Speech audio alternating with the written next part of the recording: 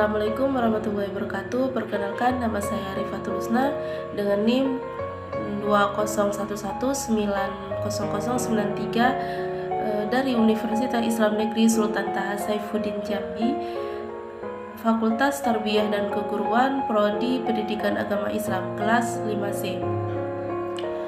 Tujuan saya membuat video ini untuk memenuhi tugas akhir semester dengan mata kuliah usul fiqh. Dosen pengampu Ibu Rina Juliana, MPDI. Baiklah, di sini saya akan membahas tentang hukum syara. Memahami hukum syara. Dalam bahasa, hukum artinya mencegah atau memutuskan. Menurut terminologi, hukum adalah ajaran syara yang menyangkut perbuatan yang telah mukallaf.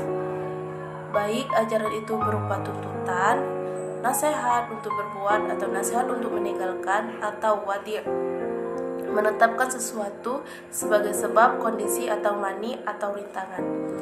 Menurut istilah ahli fikih, yang disebut hukum adalah kitab Allah dan sabda Nabi. Apabila disebut hukum syara, maka yang dimaksud ialah hukum yang bersangkutan dengan manusia, yakni yang dibahas dalam ilmu fikih, bukan hukum yang bersangkutan dengan akidah dan akhlak. Bila dicermati dari definisi di atas, maka dapat diambil kesimpulan bahwa ayat-ayat dan hadis-hadis hukum dapat dikategorikan dalam beberapa macam berikut. Macam-macam hukum syara.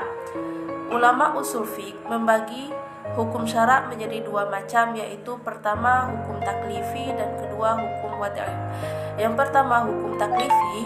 Hukum taklifi ialah suatu ketentuan yang menuntut mukallaf melakukan atau meninggalkan perbuatan atau berbentuk pilihan untuk melakukan dan tidak melakukan perbuatan.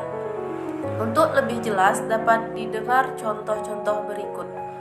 Contoh hukum taklifi menuntut kepada mukallaf untuk dilakukannya. Mukallaf wajib berpuasa di bulan Ramadan. Contoh hukum taklifi yang menuntut kepada mukallaf untuk meninggalkan perbuatan. Mukallaf tidak boleh memakan bangkai, darah, daging babi, mencuri, membunuh, dan berzina. Mukallaf tidak boleh berkata tidak sopan kepada kedua orang tua. Firman Allah Ta'ala, Bismillahirrahmanirrahim, Fala taqul lahuma uffin wala tanharhuma wa qul lahuma qawlan karima. Artinya, janganlah engkau berkata kepada kedua orang tuamu dengan perkataan dan janganlah kamu membentak mereka, dan ucaplah kepada keduanya dengan perkataan yang baik dan lagi mulia. Dalam surah Al-Isra ayat 23. Pembagian hukum taklifi.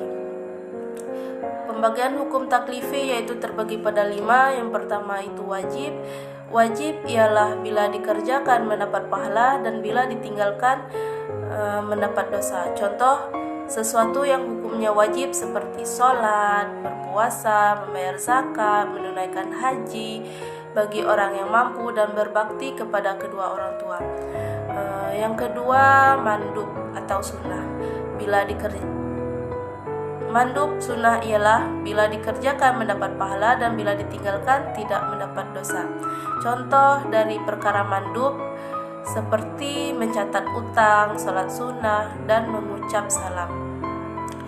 Yang ketiga yaitu haram. Secara bahasa berarti sesuatu yang lebih banyak kerusakannya dan sesuatu yang dilarang, yaitu bila dikerjakan mendapat dosa dan bila ditinggalkan mendapat pahala. Contohnya seperti berzina, mencuri, minum khamar, membunuh tanpa hak, memakan harta orang dengan zalim, dan lain sebagainya. Yang keempat yaitu makruh. Ialah berasal dari kata kariha, yaitu sesuatu yang tidak disenangi, dibenci, atau sesuatu yang dijauhi. Secara istilah, makruh ialah sesuatu yang dituntut syarak kepada mukallaf untuk meninggalkan dan membentuk tuntutan yang tidak pasti. Contoh seperti larangan Allah kepada manusia untuk tidak bertanya tentang sesuatu yang apabila dijelaskan akan menyusahkan kamu dan menghamburkan harta. Dan kelima, mubah secara bahasa yaitu melepaskan dan memberitahukan. Secara istilah, mubah ialah suatu perbuatan yang diberi kemungkinan kepada mukallaf antara perbuatan dan meninggalkan. Konsekuensinya adalah jika dikerjakan akan mendapat pahala dan jika ditinggalkan maka tidak berdosa. Contoh seperti makan dan minum, berburu setelah melakukan haji, bertebaran setelah sholat Jumat, dan lain sebagainya. Itu saja yang dapat saya sampaikan. Ada salahnya saya mohon maaf. Wabillahi taufiq wal hidayah. Wassalamualaikum warahmatullahi wabarakatuh.